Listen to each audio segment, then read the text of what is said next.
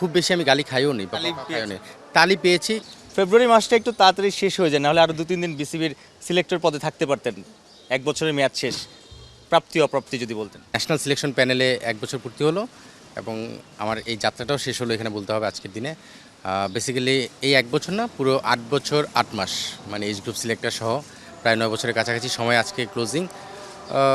আমার যাত্রাটা ভালো ছিল, শেষটাও আমি বলতে পারি যে দিন শেষে আমি খুশি। কারণ এই জন্য খুশি যে আমি যেভাবে চিন্তা করেছিলাম 9 বছর আগে যে ক্রিকেট বোর্ডে জয়েন করে ক্রিকেট বোর্ডের সঙ্গে থেকে ক্রিকেটে কন্ট্রিবিউট কীভাবে করা যায়, সেই জায়গা থেকে প্রাপ্তি বলতে আসলে 9 বছরের জার্নির প্রাপ্তি তো এজ গ্রুপে একটু বেশি বলতে হবে।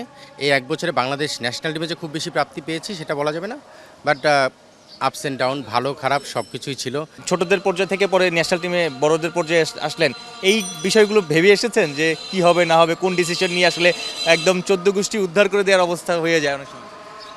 আমি আসলে অনেস্টলি এই ধরনের ব্যাপারগুলো ঘটে, আমি দেখেছি, প্রিভিয়াসলিও হয়েছে। ন্যাশনাল সিলেকশন জায়গাটাই এরকম যে আসলে এখানে বিতর্ক থাকবেই, মত মিলবে না।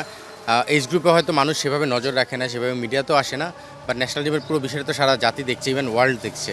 সেখান থেকে এই বিতর্কের সম্মুখীন হতে হবে এটা আমি জানতাম, বাট অনেস্টলি যদি আমি বলি, আমি 1 বছরের আমার যাত্রাতে আমি খুব বেশি বেগ পেতে হয়নি, এবং গালির যে বিষয়টা আমার কাছে মনে হয় খুব বেশি আমি গালি খাইও নি, তালি পেয়েছি। কারণ কিছু কিছু ডিসিশন মেকিংয়ে তালির পেয়েছি, এবং যখনই বিভিন্ন সোশ্যাল মিডিয়াতে যেই নিউজগুলো হয়েছে বা কাভারেজগুলো পেয়েছি বা দেখেছি, সেখান থেকে কিন্তু যদি কমেন্টসগুলো দেখা যায় পজিটিভের সংখ্যাটাই বেশি ছিল। সাহসী সিদ্ধান্ত কিনা জানি না, কিছু ডিসিশন মানুষ হয়তো অ্যাকসেপ্ট করতে পারেনি বা পজিটিভলি নিতে পারেনি।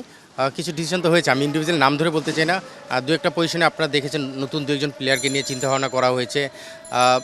তবে একটা চ্যালেঞ্জ আমাকে খুব ভালো মতো হ্যান্ডেল করতে পেরেছি, যেটা হলো যে আমি জুলাই মাসে আমরা যেটা এসপি টিম অস্ট্রেলিয়া ছিল, এ টিম পাকিস্তানে, ন্যাশনাল টিম ছিল পাকিস্তানে, তখন অনেকগুলো প্লেয়ারকে একসঙ্গে অ্যাকোমোডেট করার যে চ্যালেঞ্জটা, সেটা আমরা খুব সুন্দরভাবে করতে পেরেছি। একবার এশিয়া কাপ জয়, একবার বিশ্বকাপ জয়, বয়সভিত্তিকে আপনার সিলেক্টর হিসেবে সাফল্য বেশি। 2টা আন্ডার-19 টিমের সঙ্গে কাজ করেছি, একটা আন্ডার-19 ওয়ার্ল্ড কাপ চ্যাম্পিয়ন হয়েছে, আরেকটা আন্ডার-19 ওয়ার্ল্ড কাপ যখন করলাম ওই টিমের সঙ্গে ওয়ার্ল্ড কাপে খুব একটা আশানুরূপ রেজাল্ট হয়নি, বাট তার আগেই ঠিক 1 মাস আগে Asia cup first Bangladesh under nineteen champion হলো, সেটাও টিমের সঙ্গে আমি ছিলাম। সো আমার কাছে মনে হয় 19 বা এজ গ্রুপে এই ধরনের কিছু সাকসেস তো আমরা 19 লেভেলে দেখেছি, তার আগেও কিন্তু 15-17 লেভেলেও কিছু প্লেয়ার মানে জাজমেন্ট বা বিতর্কের সৃষ্টি জায়গা থেকে নিজেকে ওভারকাম করে এনে সেখানে নিজেকে রাইট প্রমাণ করতে পেরেছি, সেখানে সাকসেস ছিল কিছু। আর ন্যাশনাল টিম যদি বলি, পাকিস্তানে আমাদের টেস্ট সিরিজ যে খেলেছি আমরা, সেটা আমার মনে হয় যে একটা অ্যাচিভমেন্টের পার্ট। 1 বছর সময়ের মধ্যে অনেকগুলো নেগেটিভ বিষয় রয়েছে। ইভেন টি-20 ওয়ার্ল্ড কাপেও কিন্তু আমরা ভালো খারাপ মিক্সিং খেলেছি, বাট অ্যাচিভমেন্ট বলতে পাকিস্তানের টেস্ট সিরিজ ওই বিষয়টাই আমার কাছে মনে হয় যে একটা বড় প্রাপ্তির খাতায় যোগ করা যেতে পারে।